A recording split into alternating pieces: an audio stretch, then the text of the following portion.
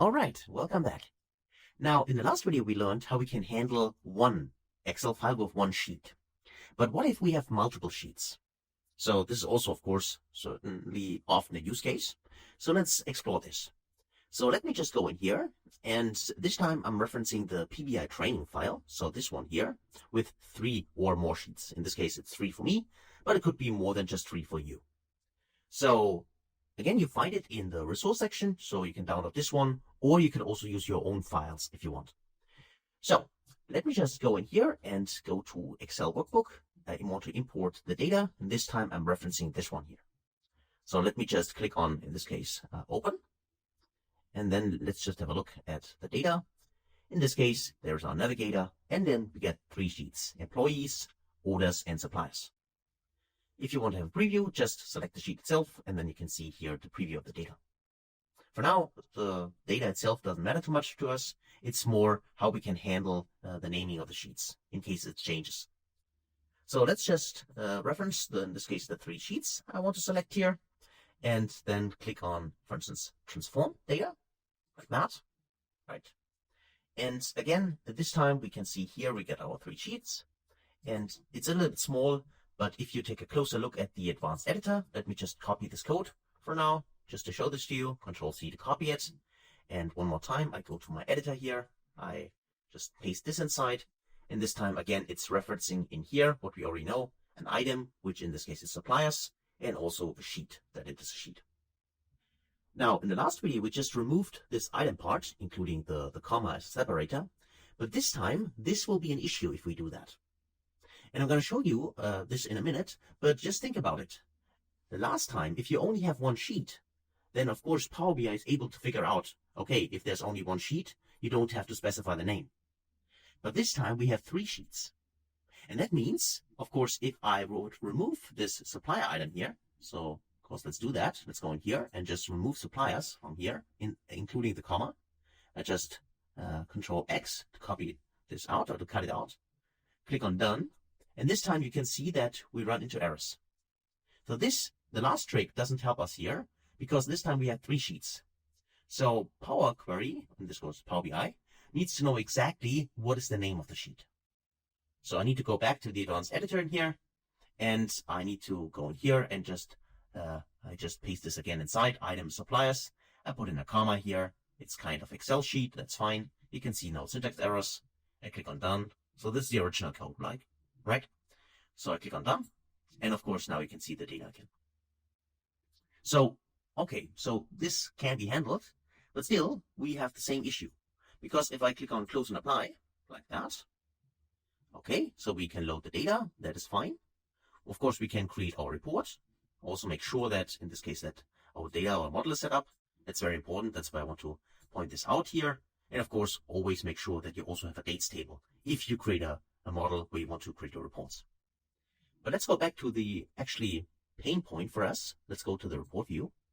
And let's just say again, I have my orders table here. And for instance, I'm going to reference the sales here directly. Normally best practice, of course, create a measure. Don't use the columns directly. But for now, as I said, this is not the main issue here. Let's go to the suppliers here, or let's say the employees, and just see the employee name, or let's say employee name here, and see which employee is responsible, in this case, for each of the sales. So this works fine. We can create our reports, but then the bad thing happens. Again, I'm opening this. Oh, this one, that was the wrong one. Let me just close this. I open this file with the 3 sheets in this case. Again, could be more as well. Let me just click on OK in here, and then I name this, for instance. These are now not the orders anymore, but these are now the sales or orders, or it's just the name of, for instance, in this case, April in 23, right? Like that. I save it, Control S to save it. And again, I'm going back to my Power BI file here, and I try to refresh the data, and I have the same issue, but this time it tells me that actually 3 of those are wrong.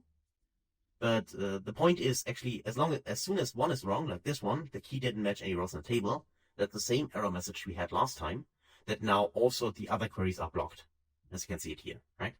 So if one runs into errors here, because it's from the same file, all of them run into errors. So that will not work. So let me just go to the Excel file again, and let's just name this orders again. And then let's just find out how we can solve this. So Control S to save it. Let's go back in here and let's just refresh this now. Click on refresh. And again, this works fine. And now our report is up to date. So what can we do? How can we handle this? We've seen that the first solution, just remove the hard-coded value, does not work. But we can do something else. We could go back inside transform data in here. And this time, what's important is that we have a closer look at the source, the first step. So if I click on source, this source here, this step, and the way it looks like, that's the same in this case for all the three sheets, because they all start from the original Excel file. So it looks here the same, and in orders, it would be exactly the same if we go to source here. That's the same. And the interesting part for us now is actually the order of the sheet. Meaning, as you can see, orders here is the first sheet inside this list. Employees is the second sheet, and suppliers is the third sheet. And because Power Query, in this case the Power Query editor, is zero indexed, it means that orders is actually the zero sheet, employees is the first sheet, and suppliers is the third sheet. The second sheet. Okay, so 0, 1, 2. Okay, so how can we use this now? Well, we could go one more time inside the advanced editor here. So let's go maybe to the employees first. And you can see that employees is the second one, right? Let's go back in one more time just to make sure. So orders is the 0, employees is the first.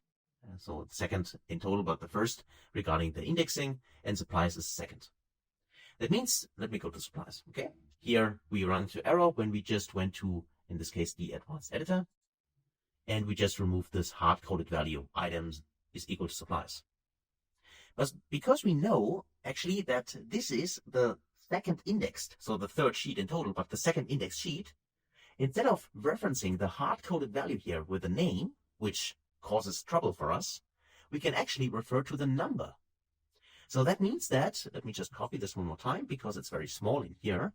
Let me go back inside the editor, just paste this like that. And we get actually now rid of the suppliers.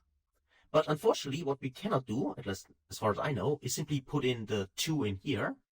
We need to do it the following way. We need to get rid of everything in the brackets. So including that it is a sheet. We remove everything in here.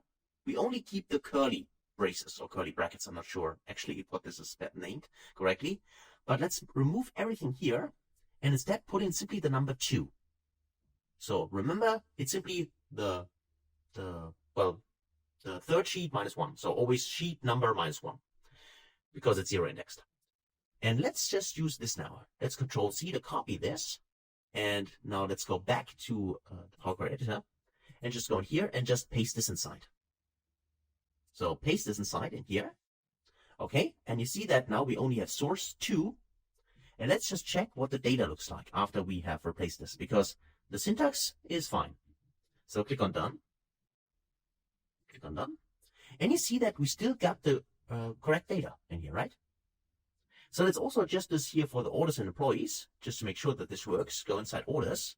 Also go inside, let's go in here, the advanced editor.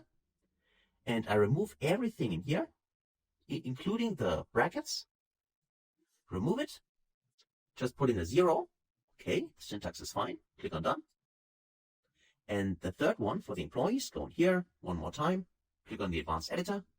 And this time remove everything in here. And this one as well. And put in a 1. And then click on done. And always make sure, check that the data is still there in the final step. Okay. So this seems to work. So let's click on close and apply first. And now let's see.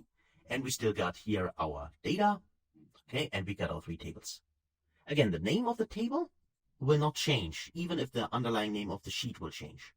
But the more interesting part to us is what happens now if the name of the sheet changes.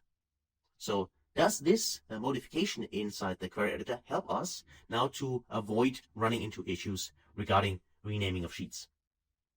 So let's try that. Let's go in here, and I'm going to my PBI training. I still have it open actually in here.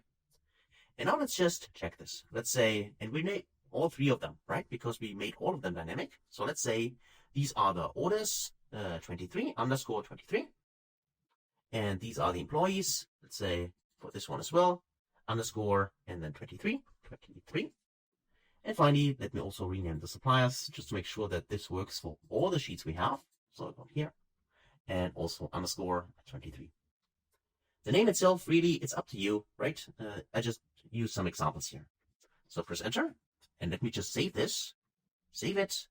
And because we currently visualize here the employees, so let's call, there's also an employee, which is called, or let's just rename, for instance, Robert. So Robert King is now, in this case, Dan, right? It's Dan, Dan King, okay, whatever. Control S to save it, and let's go back inside here, and let's go here, and let's try to refresh this and see what happens with Robert, as well as whether we encountered any errors here. So let's click on refresh the data, and now you see that now it's not Robert anymore, it's Dan, and the refresh went through without any errors. So again, this helps us now to dynamically renaming sheets, even because we need to do it, or because an automatic system does it automatically and sends the data into a specific location, may it be SharePoint or any other kind of file system you have, where Power BI is then getting the data from. But this time there's no manual intervention anymore from our side, which helps us to save a lot of time and also some pain, right?